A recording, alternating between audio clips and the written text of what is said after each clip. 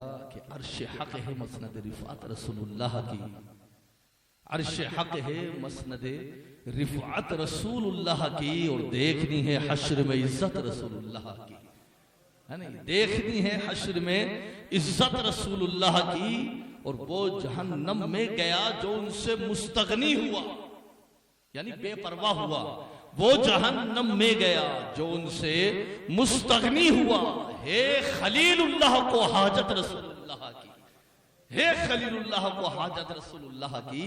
حضرات محترم یاد رکھیے، اللہ کے رسول صلی اللہ تعالیٰ علیہ وسلم کا یہ کرم ماشاءاللہ کہ آج ہم اور آپ جو امتی ہیں رسول پاک کے عزیزان ملت اسلامیہ، کتنا بڑا احسان اس رب کائنات نے فرمایا ہے، کتنا بڑا فضل اس رب کائنات نے فرمایا ہے کہ کسی اور کا نہیں بلکہ اپنے پیارے حبیب کا امتی ہمیں بنایا ہے۔ اس رب نے اپنے پیارے مصطفیٰ کا امتی ہمیں بنایا ہے، اپنے رسول کا امتی ہمیں بنایا ہے۔ حضرات محترم یاد رکھیے، بلا تشبیہ میں چند باتیں اور عقیدے کی وضاحت کرتا ہوا نکل جاؤں۔ یاد رکھیے، آج ادھر ادھر کی ٹھوکریں کھانے والے، ادھر ادھر کی باتیں کرنے والے، یاد رکھیے اللہ کے رسول کی شان کا وہ عالم ہے، اس پروردگار کے حبیب کی شان کا وہ عالم ہے کہ یاد رکھیے کبھی لوگ سلام کی بات کرتے، کبھی میلاد کی بات کرتے ہیں، کبھی انگلیاں اٹھاتے ہیں وسیلوں پر، کبھی انگلیاں اٹھاتے ہیں مردہ کہنے والے، زندہ کہنے والے، باتیں کرنے والے ہیں۔ یاد رکھیے حضرات محترم، یہ اعتراضات بہت زیادہ کبھی کبھی نوجوانوں کو پریشان سے کرتے ہیں، آخر اسلام ہے کیا؟ یاد رکھیے حضرات محترم، اللہ نے اپنے حبیب کو دنیا کے اندر بھیجا ہے، مصطفیٰ کو دنیا کے اندر بھیجا ہے۔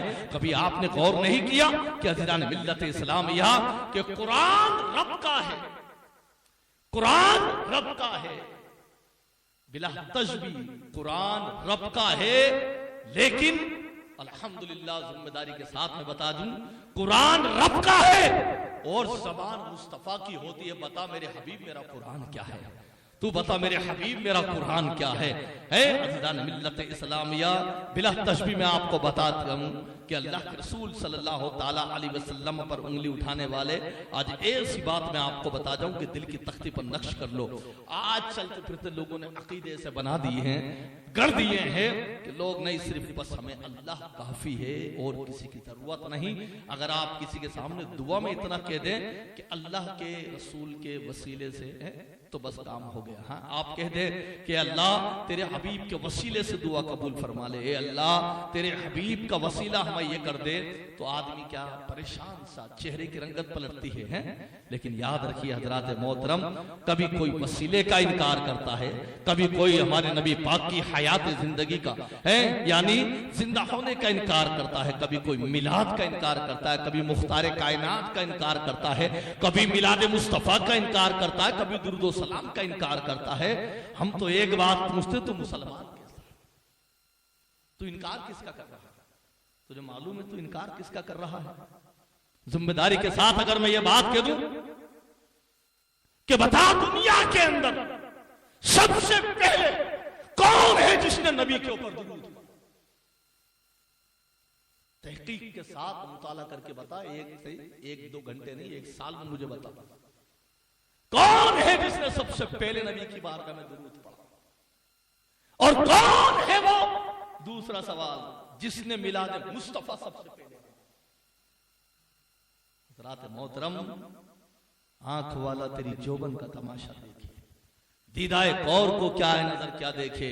حضرات محترم یاد رکھیے، دو کوشچن پوچھئے ذرا، سب سے پہلے پوری کائنات کے اندر سب سے پہلے حبیب کی بارگاہ کے اندر درود کس نے پڑھا ہے؟ اور سب سے پہلے میلاد مصطفیٰ کس نے بنایا ہے؟ کہیں اور جواب نہیں آئے گا۔ سوال دو ہیں، جواب ایک ہے۔ سوال دو ہیں، میلاد کس نے منایا سب سے پہلے اور درود کس نے پڑھا حبیب کی بارگاہ میں سب سے پہلے؟ سوال دو، اور دونوں سوالوں کا جواب ایک ہی کے اندر موجود ہے۔ سب سے پہلے درود بھی رب کائنات نے بھیجا حبیب پر، میلاد مصطفیٰ بھی رب نے بنایا۔ اٹھا کے دیکھیں آپ کتاب، مجھے بتا دینا اگر تحقیق غلط ہو تو۔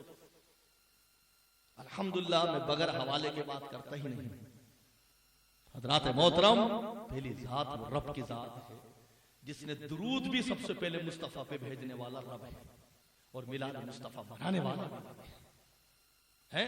اب کمال کی بات میں آپ کو بتا جاؤں، ماشاءاللہ ہمارے حافظ صاحب بیٹھے ہیں اور ماشاءاللہ حافظ قرآن بیٹھے ہیں، ابھی نعت بات سنی ہمارے ماشاءاللہ جامعہ نوریہ کے مولانا حسن صاحب، حافظ قرآن بھی شاندار یہ بچے۔ قل کتنی مرتبہ ہے قرآن کے اندر؟ قل یا ایھا الکافرون، قل هو اللہ احد، قل اعوذ برب الفلق، قل اعوذ برب الناس۔ آتا نہیں آتا قل قل قل؟ کہتے ہیں اللہ قرآن تیرے، بندے تیرے، بات تیری، سمجھ رہا ہے دنیا؟ بندے تیرے جس تک تو بات پہنچانا چاہتا ہے، اپنے قرآن کی جس تک تو بات پہنچانا چاہتا ہے بندوں تک، وہ بندے بھی تیرے، جو قرآن کا پیغام پہنچانا چاہتا وہ قرآن بھی تیرا، بات بھی تیری۔ پھر تو مصطفیٰ سے کیوں کہتا ہے مصطفیٰ آپ فرما دیجیے؟ کمال کی بات، کمال کی بات ہے۔ پھر رب یہ کیوں کہتا ہے حبیب قل آپ فرما دیجیے؟ ہے پورا قرآن رب کا، آپ اٹھا کے دیکھیں، قرآن رب کا ہے، بات رب کی ہے، بندے رب کے ہیں، بنانے والا وہ ہے، سب کچھ پوری کائنات کا مالک وہ، لیکن جب قرآن کہتا ہے حبیب آپ فرما دیجیے، ہے وسیلوں کا انکار کرنے والوں، رات میں تنہائی میں بیٹھ کے چاروں کل شریف پڑھ لینا، کل چاروں پڑھ لینا، یہ کل کیا ہے، اور اس کے علاوہ جتنے کل ہیں قرآن میں وہ پڑھ لینا۔ بات اللہ کی ہے، قرآن اللہ کا ہے، بندے اللہ کے ہیں، لیکن اللہ فرماتا ہے حبیب اپنے بندوں تک بات پہنچانے کے لیے، اپنے بندوں کے لیے میرا پیغام پہنچانے کے لیے، میں رب ہوں، رب میں خدا ہوں، پوری کائنات کا مالک ہوں، پھر بھی رب کہہ رہا ہے میں وسیلہ میرے حبیب کو بنا رہا ہوں۔ بولے حبیب کو بنا رہا ہوں، وسیلہ حبیب کو بنا رہا ہوں۔ کیا رب چاہتا تو اپنی بات نہیں کر لیتا؟ بتائیے آپ ایمانداری سے، ارے وہ رب ہے، اپنے قرآن کی بات بغیر حبیب کے ہی کر لیتا، لیکن نہیں۔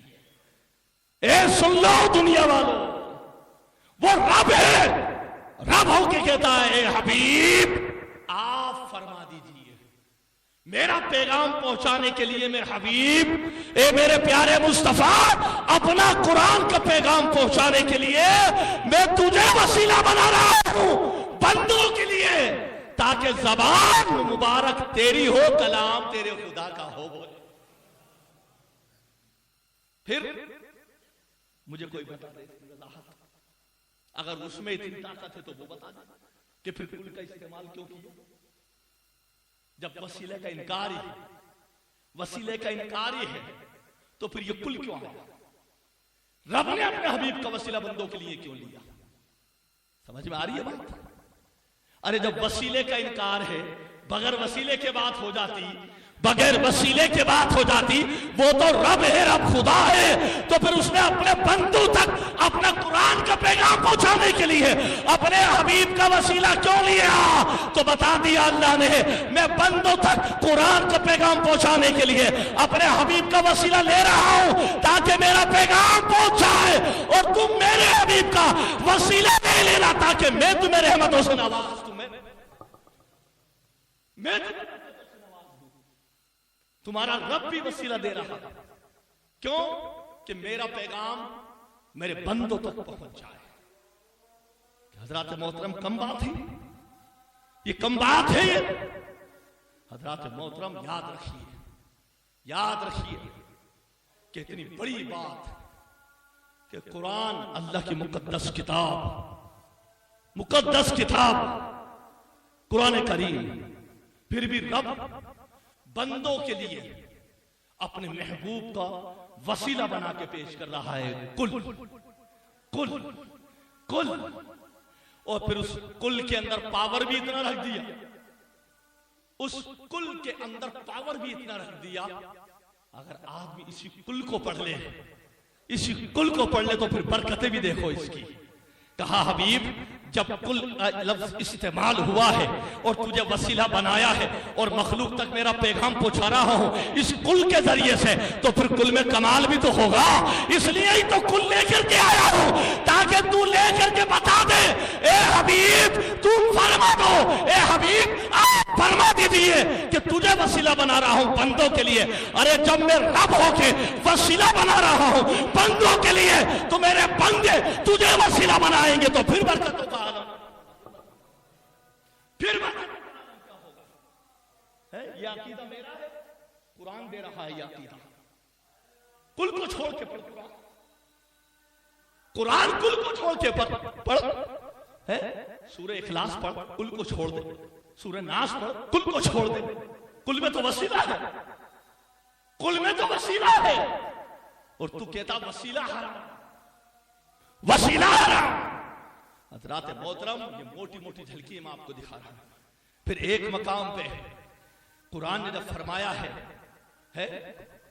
اتنی موٹی بات ہے، جب قرآن نے فرمایا قل بفضل اللہ وبرحمتہ، یہ تو فرمایا فبذالک فلیفرحوا.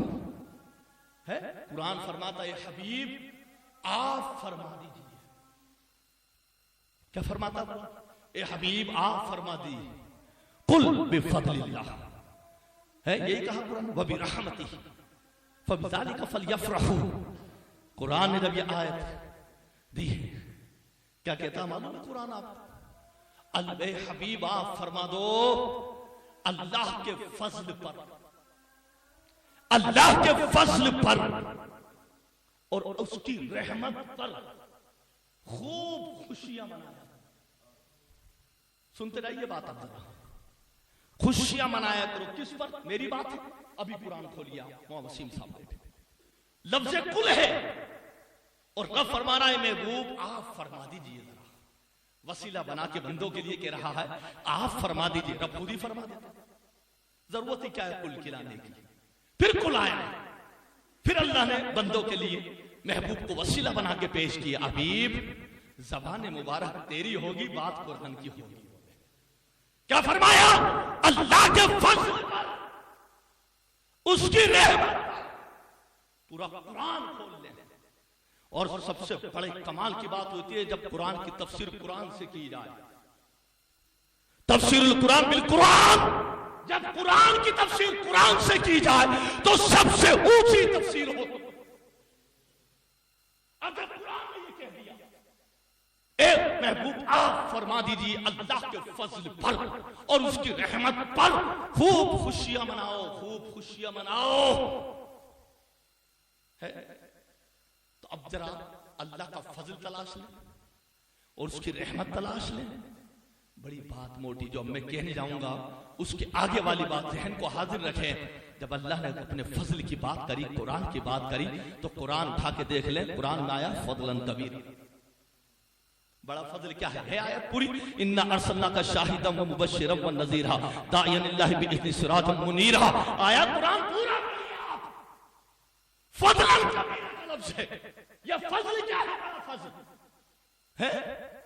یہ بڑا فضل کیا ہے؟ پوری کائنات کے اندر لوگ تالیاں بجاتے تھے مکہ کے سامنے، سیٹیاں بجاتے تھے مکہ خانہ کعبے کے سامنے، اور خانہ کعبے کے اندر ننگے طواف کرتے تھے، ننگے اور ننگے ہو کر طواف اور عیاشیاں کرتے تھے. اور جب سیٹیاں بجاتے، تالیاں بجاتے، بتوں کی پوجا کرتے.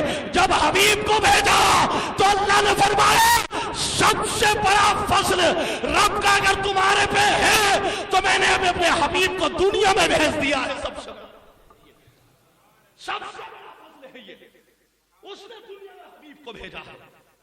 اٹھا کے دیکھو قرآن، اور قرآن کہہ رہا ہے محبوب آپ فرما دو اللہ کے فضل پر اور اس کی رحمت پر خوشیاں مناؤ خوب خوب.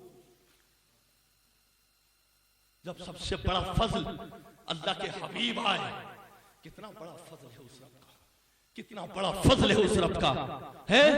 جبھی تو میرے آقا نے فرمایا تھا فضل کیسا ہے. میرے آقا نے مسجد نبوی کے اندر مجمع تھا تو میرے آقا نے کیا فرمایا تھا؟ وَأَنَا حَظُّكُمْ ہے مِنَ الْأَنْبِيَاءِ. اللہ اللہ میرے آقا فرما رہا ہے انا حظکم من الانبیاء وانتم حظی من الامم. میرے آقا فرماتے ہیں ارے تم شکر کرو، تم شکر کرو، تم شکر کرو اللہ کا، تم شکر کرو اللہ کا کہ جب حبیب تمہارے پاس آیا ہے تو معلوم ہے شکر کیوں کرو، تم شکر کرو اللہ کا کہ اللہ نے تمہیں نبی دے دیے اور تم نے مجھے دے دیے۔ تم اللہ کا شکر کیوں شکر کرو؟ اللہ نے مجھے تمہیں دیا ہے اور تم کو مجھے دیا مزید نبی سرکار نے فرمایا ہے کیوں کہ نبیوں میں سے اللہ نے جب امت کو نبی دیا، نبیوں میں صرف اللہ نے امت کو نبی دیا تو تم اللہ کا شکر کرو کہ مصطفیٰ تمہیں ملے اور تم مصطفیٰ کم بات ہے۔ خود حبیب فرماتے ہیں، خود آقا فرماتے ہیں کہ میں تمہیں ملا ہوں تم مجھے ملے ہے۔ اللہ کے فضل پر خوشی کرو اور اس کی رحمت پر، مشہور آیت قرآن کی وَمَا أَرْسَلْنَاكَ إِلَّا رَحْمَةً لِلْعَالَمِينَ، اے محبوب ہم نے آپ کو سرا پر رحمت بنا ہے بالکل سامنے، پھر پریشان کیوں ہے آدمی؟ کیوں پریشان؟ دوسروں کے ڈالروں پہ پلنے والوں، عقیدوں کو عقیدوں میں خرابیاں پیدا کرنے والوں ہے۔ قرآن کی کھلی ہوئی آیت ہے اللہ کے فضل پر خوشیاں مناؤ ہے، اللہ کی اس کی جو رحمت ہے اس پر خوشیاں مناؤ۔ اب ایک سوال یہ ہوتا ہے اچھا کچھ لوگ خوشیاں مناتے ہیں اور کچھ نہیں مناتے، ایسا کیوں؟ ایسا کیوں؟ کچھ تو خوشیاں مناتے ہیں کچھ نہیں مناتے، تو اٹھا کے دیکھیں نا اس کی تفسیر۔ بولے محبوب جب میں نے قرآن میں کہا ہے کہ اللہ کے فضل پر خوشیاں مناؤ، اس کی رحمت پر خوشیاں مناؤ، تو یاد رکھنا کہ خوشی وہی منائے گا اور رحمت پر خوشی وہی منائے گا، اس کے فضل پر خوشی وہی منائے گا جس پر اللہ کی رحمت ہوگی، اور بدعقیدے پہ اللہ کی رحمت نہیں ہوتی۔ رحمت مصطفیٰ کے غلاموں پہ ہوا کرتی، رحمت کس میں ہوگی؟ مصطفیٰ کے غلاموں پہ ہوگی۔ فضل کس میں ہوگا؟ مصطفیٰ کے غلاموں پہ ہوگا۔ تو پھر پریشان کیوں ہو؟ تم بدوانا خوشی، جس پہ خدا کا فضل ہوگا خوشی وہی منائے گا، جس پر خدا کی رحمت ہوگی وہی خوشی منائے گا، اور ہوگی کس پر؟ تو اٹھا کے دیکھ لو آیت، جب قرآن نے یہ کہا ہے اے محبوب آپ فرما دو اللہ کے فضل پر، اس کی رحمت پر خوشیاں مناؤ، تو خوشی محبوب وہی منائے گا جس پر خدا کی رحمت پر۔ کتنا بڑا اعلان ہے قرآن کا حضرات محترم، سوچو ذرا، سوچئے ہے حضرات ملت اسلامیہ آج پریشان ہے، ادھر ادھر کی بات ہے، ادھر ادھر کی بات ہے۔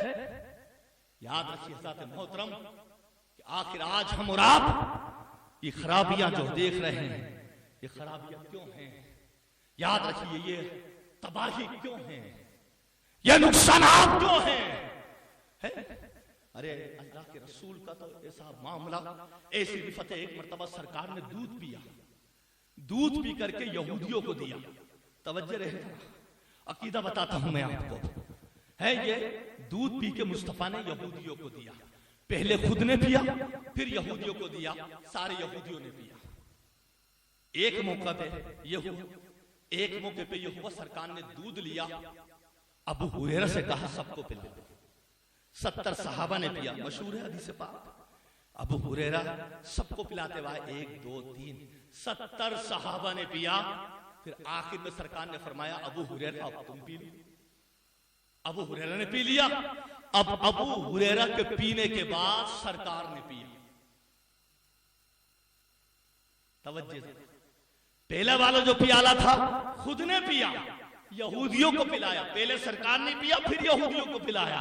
صحابہ کی بات آئی تو پہلے صحابہ نے پیا، 70 صحابہ کے بعد مصطفیٰ۔ واہ مصطفیٰ ہے، یہ جو بوتلیں بک رہی ہے نا بسلیری ہے، یہ بسلیری، وہ بسلیری، چھوٹی بڑی سب، ایک نے منہ لگایا ادھر، ایک نے منہ لگایا ادھر۔ مصطفیٰ کے غلاموں پہچانو، پتہ ہی مصطفیٰ نے دودھ کیوں پیا تھا آخر میں؟ اگر میں کہہ دوں ایک آدمی کھڑا ہو اور اندر کے جتنے آدمی ایک ایک آدمی کا منہ لگا کر کے پانی پلاتے جاؤ، آخر میں اور مولانا وسیم صاحب پانی پیئیں گے تو کہیں گے یار حضرت کیا کر رہا ہو آپ؟ بولے سب کو منہ لگا کے پانی پلوا رہا ہو، میرے نبی نے بتا دیا ارے نادان اے میرے صحابی ہے، مومن کی شان تجھے پتہ ہے کیا ہے؟ ارے جتنے منہ مومن کے لگیں گے اللہ اتنی ہی بیماریوں سے شفا عطا فرمائے گا۔ ایک کا منہ لگانے کے بعد دوسرا پانی نہیں پیتا، یہ ماحول چلن نیا فیشن۔ مصطفیٰ جو بتا گئے اسی پہ عمل کرو، وَاسْمَعُوا وَأَطِیعُوا الرَّسُولَ ہے قرآن میں، سنو اور اطاعت کرو مصطفیٰ کی۔ یہ نہیں کہا سوچو، کہا ہے درم آیت کے اندر، یہ کیسے فرما دیا یار اللہ کے رسول نے؟ ایسا ہوگا تو ایسا ہوگا، ایسا ہوگا تو ایسا ہوگا۔ صرف قرآن کی اتنی آیت ہے وَاسْمَعُوا وَأَطِیعُوا الرَّسُولَ، سنو اور اللہ کے رسول کی اطاعت کرو۔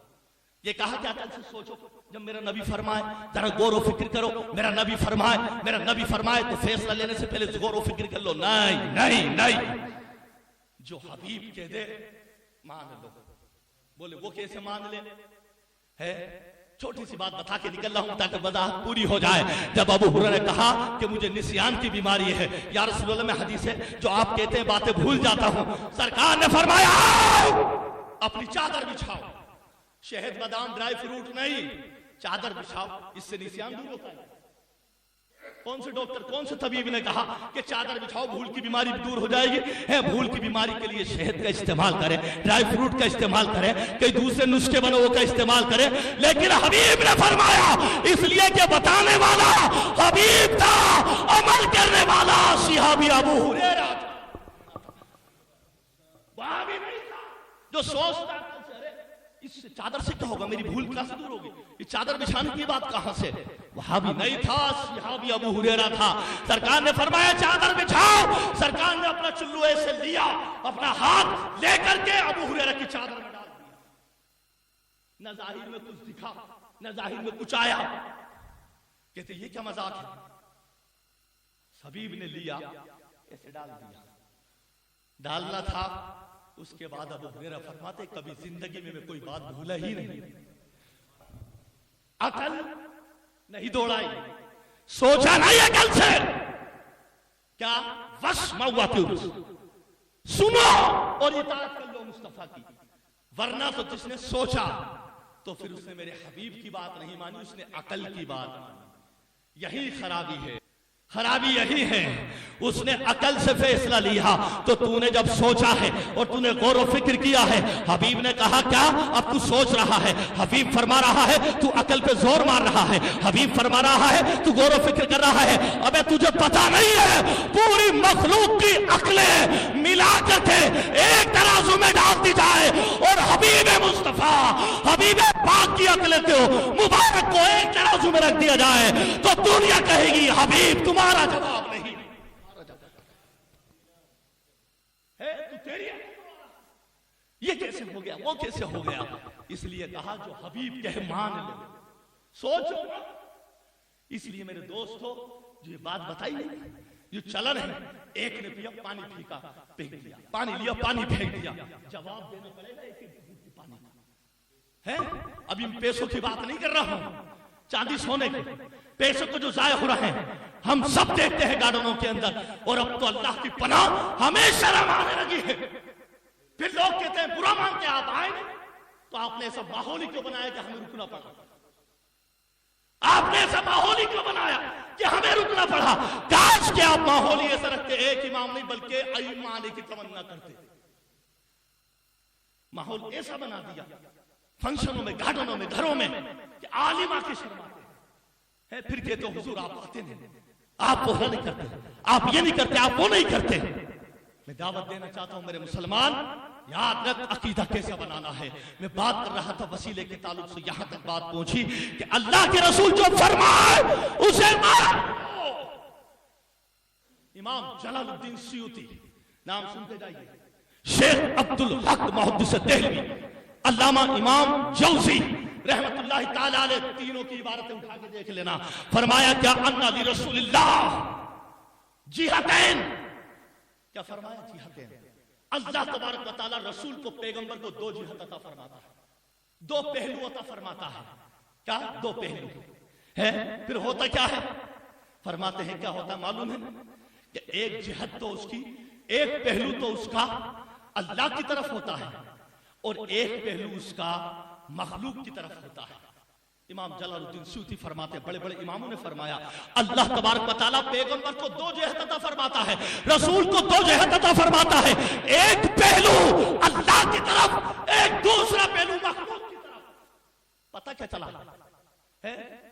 کیا پتہ چلا ہے؟ فرماتے ہیں کیا کہ من جہت ایاخذ من اللہ ہے، ایاخذ من اللہ، ایک جہت ہوتی ہے اس کی تو وہ اللہ سے لیتا ہے۔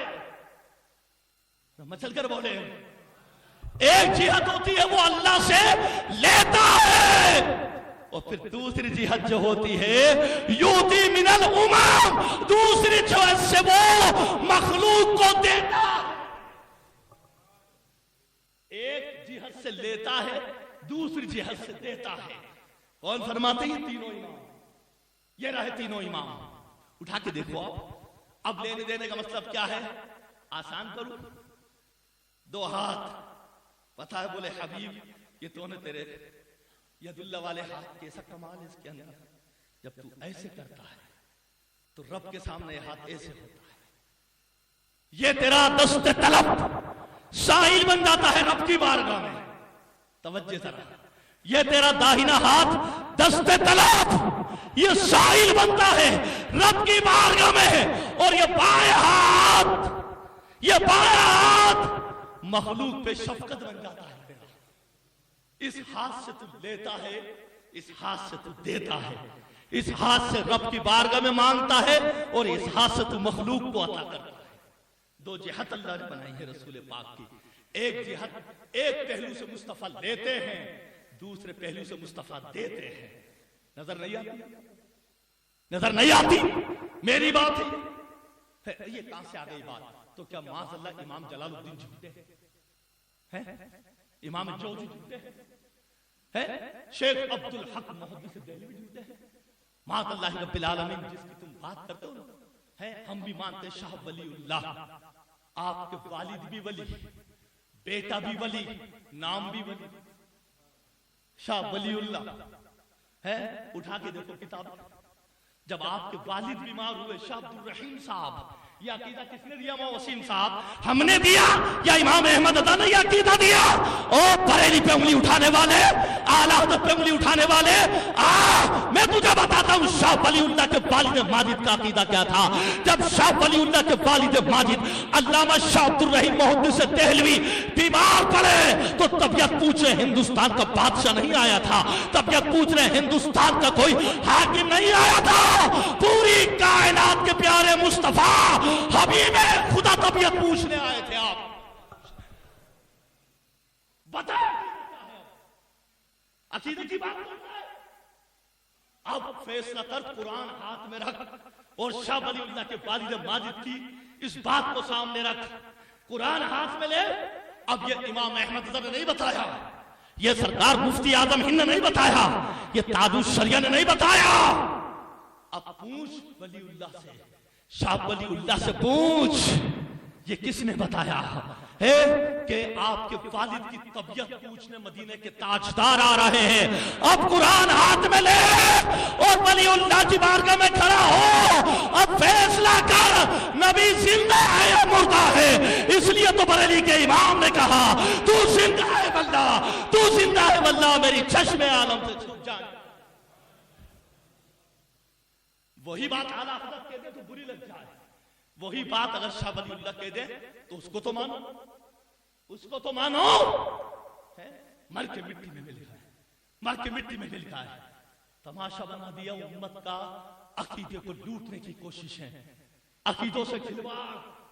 اور میں بار بار کہہ رہا ہوں، جہاں عقیدوں میں گندگی ہوئی، جہاں عقیدوں میں خرابی ہوئی، تمہاری عبادتیں تمہارے منہ پہ مار دی جائیں۔ سن لو بات، آج فقیر ایسی بات تمہیں بتا کے جا رہا ہے۔ ابن حبان وہ کتاب حدیث کی، مجموعہ جس کو کتاب الثقات کہتے ہیں، جس کے حدیثوں کو لے کر کے دستور بنائے جاتے ہیں، قانون بنائے جاتے ہیں، اس کتاب کو لے کر کے حدیثوں کے قانون بنائے جاتے ہیں، دستور بنائے جاتے ہیں، حدیثوں کا معیار بنایا جاتا ہے۔ کتاب الثقات، امام ابن حبان، کون؟ یہ امام درج کرتے ہیں اس کتاب کے اندر، دوسری جلد صفحہ نمبر 32۔ بتائیں کیا درج کرتے ہیں؟ زندگی بھر کوئی دیوبندی، وہابی، نزدی، شیعہ اب جواب نہیں دے پائے گا اس بات کا۔ کتاب میں اتنا پاور ہے نام کے اندر کہ سن کے پسینہ آ جائے گا اس کو۔ پورے حدیثوں کے قانون اس کتاب سے بنائے جاتے ہیں، لکھنے والا امام ابن حبان ہے۔ جب یہ لیتے ہیں حدیث، ابو ذر غفاری کے بھانجے حضرت عمان بن شیخ، حضرت عمان فرماتے ہیں میرے انتقال کا وقت قریب تھا تو چاہنے والوں کے اندر جھگڑا ہو گیا۔ جھگڑا پتہ کس بات پہ ہوا؟ دو برادری بڑھ گئی، برادری کہہ رہا ہوں سمجھانے کے لیے، دو گروپ بنے۔ کہا، ایک نے کہا بولے حضور ہم آپ کو سلا ہوا کپڑا دیں گے کفن میں، ایک نے کہا سلا ہوا نہیں دیں گے۔ آپ نے کہا یہ کیا بات ہے؟ ایک کہنے لگے نہیں ہم سلا ہوا کپڑا دیں گے آپ کو کفن کے اندر، ایک نے کہا نہیں بغیر سلا دیں گے، ایک نے کہا سلا ہوا، ایک نے کہا بغیر سلا۔ آپ نے فرمایا سنو، میں ابھی ہی وصیت کر دیتا ہوں تمہیں، جب مجھے مرنے کے بعد اتارا جائے قبر میں اتارا جائے تو بغیر سلے کپڑے کے اندر اتارا جائے۔ جواب لا کے دکھانا پوری وحدیت سے، چل کر بولو ذرا سبحان اللہ۔ کہا بغیر کپڑا سلا دیا جائے یا سلاوا؟ آپ نے فرمایا مجھے بغیر سلے کپڑے کے اندر اتارا جائے کفن پہنا کر کے۔ وقت آ گیا وصال کا، غالب وہ گروپ آ گیا جو سلیوے کی بات کر رہا تھا، اس نے کپڑے سلے ہوئے آپ کو کفن میں دیے، غسل ہو گیا، کفن پہنا دیا، سلاوا سلے ہوئے کپڑے پہنا دیا، آپ کو قبر میں اتار دیا۔ وہ دوسرا والا گروپ جو بغیر سلے کپڑے کی بات کر رہا تھا، سب لوگ میت میں پہنچے، قبرستان پہنچے، آپ کی تدفین ہوئی، تدفین ہونے کے بعد میں دفن کرنے کے بعد میں اب جب قبر میں آپ کو لٹا دیا گیا، یہ ابھی کوئی نبی نہیں ہے، یہ کوئی رسول نہیں ہے، یہ کوئی اللہ والا کوئی نبی یا رسول نہیں ہے، پیغمبر نہیں ہے۔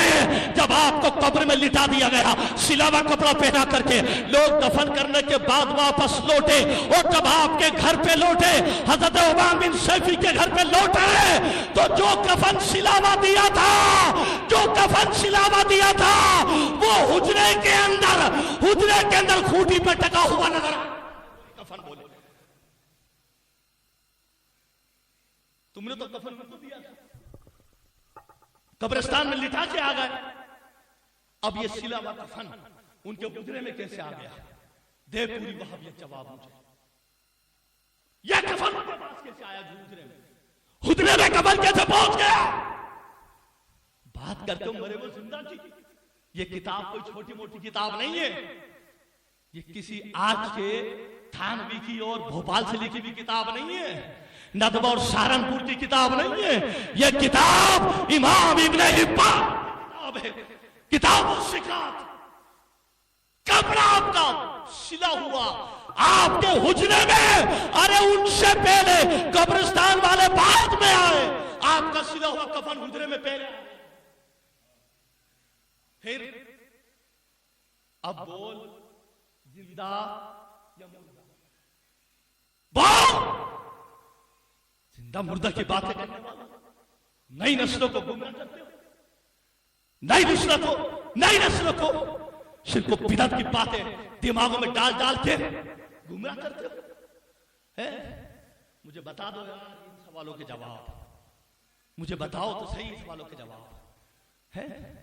حضرات محترم، وہ باتیں ہیں کہ میں نے پہلے بھی عرض کیا تھا، میں پھر دو جملوں کے اندر بتا کے جا رہا ہوں، آپ کو لکھ لو۔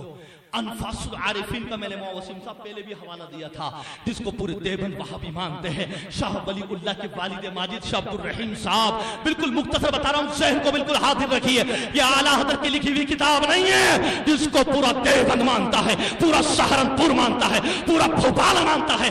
شاہ ولی اللہ کی لکھی ہوئی کتاب انفاس العارفین کے اندر لکھا گیا کہ جب شاہ عبد الرحیم محدث دہلوی شاہ ولی اللہ کے والد یو پی کے اندر آئے تو آپ فارسی کے اندر نعت پاک پڑھ رہے تھے، بار بار جھوم رہے تھے، جھومتے جھومتے جنگل کے اندر آ گئے، نعت پاک پڑھتے جا رہا ہے فارسی کے اندر، آپ کو مقطع یاد نہیں آ رہا، آپ کو مقطع یاد نہیں آ رہا۔ اللہ اللہ لکھتے ہیں انفاس العارفین کتاب اٹھا کے دیکھ لو، شاہ ولی اللہ اور آپ کے والد ماجد شاہ عبد الرحیم کہ آپ کو مقطع یاد نہیں آ رہا فارسی کی نعت کا۔ جب مقطع یاد نہیں آ رہا، سامنے سے ایک بزرگ آئے، کہا کیوں پریشان ہے، کیوں پریشان ہے؟ کہا بولو حضور مقطع یاد نہیں آ رہا۔ بولے فارسی کا کلام پڑھتا ہے؟ بولے ہاں۔ مقطع یاد نہیں آ رہا۔ آپ نے فرمایا پریشان کیوں ہوتا ہے؟ میں بتاتا ہوں مقطع، پڑھ دوبارہ۔ آپ نے پڑھا، مقطع ان بزرگ نے بتا دیا ہے، بولے لے یہ مقطع ہے۔ جب آپ نے مقطع بتا دیا تو شاہ عبد الرحیم محدث دہلوی نے کہا، بولے حضور اپنا نام تو بتا دو، کون ہو آپ؟ کہ بولے بتا دوں نام اپنا، میں کون ہوں؟ کہا بتا دو اپنا نام کون ہے؟ کہا پورا زمانہ مجھے حضرت شیخ سعدی کے نام سے یاد کرتا ہے، شیخ سے یاد کرتا ہے۔